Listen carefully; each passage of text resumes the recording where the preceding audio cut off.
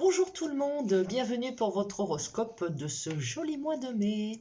Nous commençons ce mois de mai avec la conjonction Jupiter-Neptune-Vénus qui est en fin du Poisson et qui est sextile à Pluton en Capricorne. Celle-ci ouvre de nouvelles voies à la fin des signes du Scorpion, du Cancer, du Taureau et c'est une période de joie affective mais aussi d'opportunités de travail intéressantes et passionnantes. Seule la fin des Vierges, Gémeaux et Sagittaires par contre, eux, pourront vivre une période un petit peu de désillusion ou de retard ou de soucis divers et variés. Jupiter passe en Bélier le 11 et sera conjoint à Vénus. C'est autour du début des signes de feu, des Gémeaux et des Verseaux aussi, de voir une embellie dans leur vie. Vie sentimentale avec Vénus et vie professionnelle aussi avec de nouvelles opportunités. La pleine lune du 16 en Scorpion, trigone Neptune et sextile à Pluton, va être puissante et pour une fois assez positive.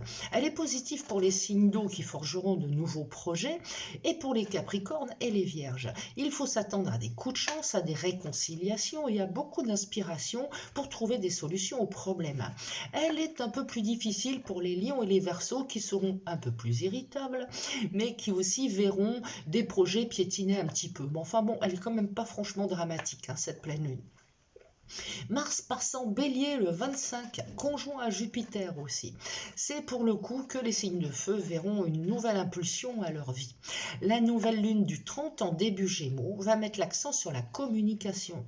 Plus aisée, plus conviviale, elle amorce une détente générale sur le plan des relations pour tout ce qui est négociation, discussion positive et constructive, puisqu'en plus de ça, elle va être en bon aspect de Jupiter et de Mars. Donc ça construit, ça avance, et pour une fois, il y a du rythme, il y a un nouveau rythme qui se prend, donc on va sortir un petit peu de notre léthargie de ces derniers temps.